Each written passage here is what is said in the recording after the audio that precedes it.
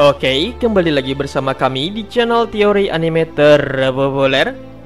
Pada kesempatan kali ini, kami akan membahas mengenai 13 organisasi yang ada di dunia Naruto dan juga Boruto selain organisasi Akatsuki. Sebelum lanjut ke pembahasan, alangkah baiknya jika kalian mengklik tombol like dan subscribe agar kami lebih semangat lagi dalam membuat video menarik lainnya. Di dunia Naruto, dunia para ninja, banyak terdapat organisasi para ninja, di mana organisasi ini ada yang baik namun ada juga yang jahat nih.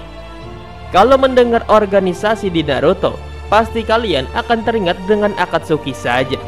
Namun tahukah kalian bahwa ternyata masih banyak lagi organisasi di Naruto?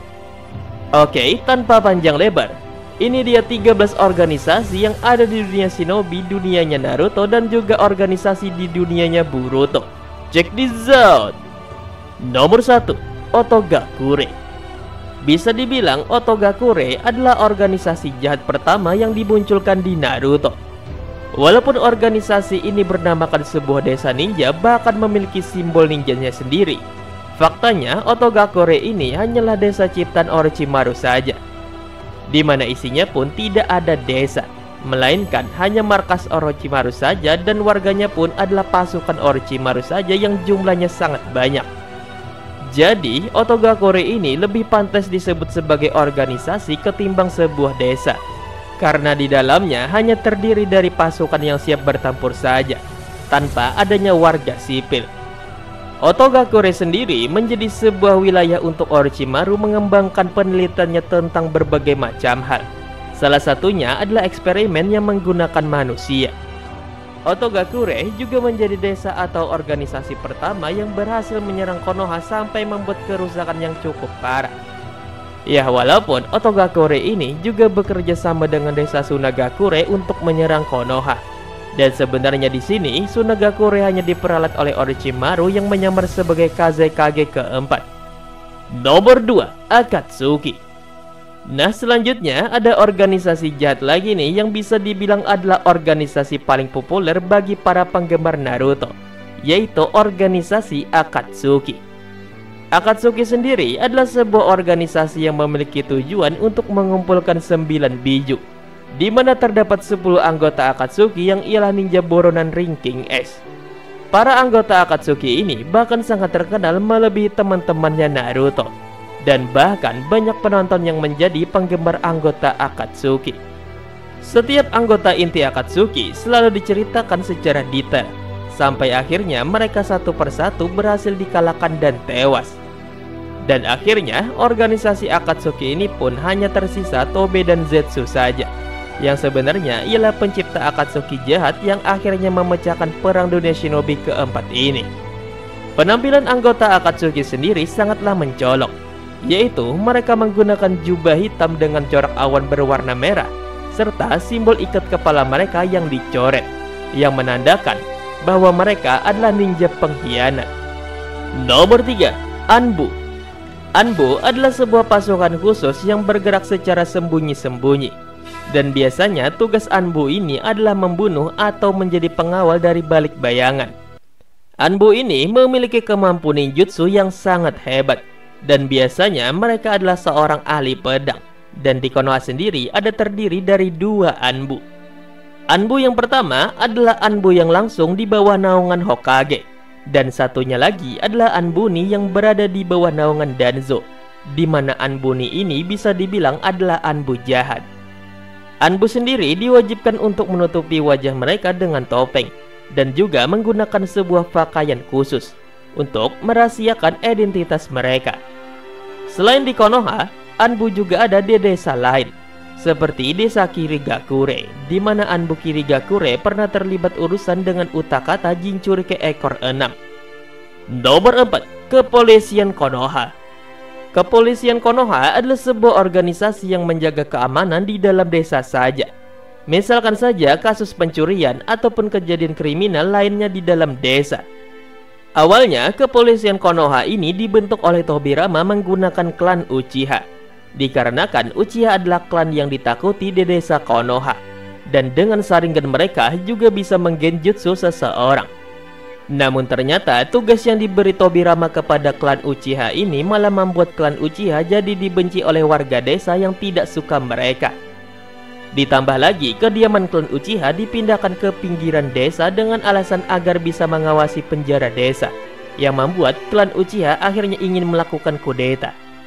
Klan Uchiha akhirnya musnah setelah Itachi membantai habis klannya sendiri, yang membuat kepolisian Konoha saat ini dipegang oleh klan Fuma. Nomor 5, 12 Ninja Pelindung Negara Api. 12 Ninja Pelindung Negara Api adalah sebuah organisasi yang bertugas untuk melindungi daimyo negara api yang kastanya ada di atas Hokage.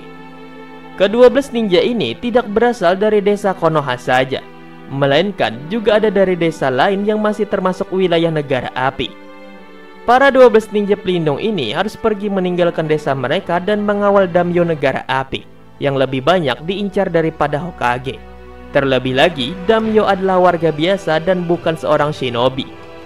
Akibat dari tugas mereka yang sering melawan pemberontak yang ingin membunuh daimyo ini, 12 ninja ini masuk dalam bingu bok dunia hitam, dikarenakan mereka menggagalkan rencana pembunuhan daimyo. Nomor 6, 7 Pendekar Pedang Kirigakure. 7 Pendekar Pedang ini adalah organisasi atau pasukan khusus Kirigakure, di mana para anggotanya mendapatkan 7 pedang hebat dan sakti. Dulunya, 7 pendekar pedang ini adalah shinobi yang aktif menjalankan misi di Kirigakure, dan biasanya diketuai oleh orang yang memiliki pedang Samehada. Namun, setelah 7 pendekar pedang ini dikalahkan oleh Mike Todai dan membuat 4 dari mereka tewas, organisasi ini seperti kacau dan banyak anggotanya yang pergi meninggalkan desa seperti Juzubiwa dan Raiga. Nomor 7, Pasukan Kugutsu. Pasukan Kugutsu adalah sebuah organisasi di Sunagakure dalam bidang pembuatan dan pelatihan Kugutsu. Ketua dari organisasi ini adalah Nenek Chiyo. Kugutsu ini sangat terkenal di era Perang Dunia Shinobi kedua, di mana di sini sang pengguna Kugutsu yang ialah orang tua Sasori tewas di tangan Sakumo Hatake. Nomor 8, Pasukan Peledang. Jika di Kirigakure ada tim 7 pedang dan di Sunagakure ada tim Kugutsu, maka di Iwagakure ada tim peledang, di mana salah satu anggotanya adalah Daidara. Nomor 9, Pasukan Kinkaku.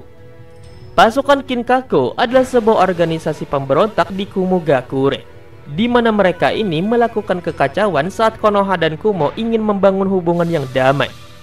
Organisasi ini diketuai oleh pasangan emas dan perak, yaitu Kinkaku Ginkaku, di mana mereka berdua ini memiliki cakra Kyuubi dan juga senjata Rikudo. Pasukan Ginkaku inilah yang akhirnya membuat Tobirama tewas, dan konon katanya Ginkaku Kinkaku ini juga ikut tewas saat melawan Tobirama. Nomor 10, Otsutsuki. Otsutsuki adalah makhluk luar bumi yang bercocok tanam di sebuah planet, yang akhirnya membuat planet itu jadi mati. Dan kalau dilihat-lihat lagi, Otsutsuki ini juga adalah sebuah organisasi. Sampai saat ini diketahui terdapat 6 Otsutsuki di dalam monumen, dan ada 5 Otsutsuki yang telah dimunculkan.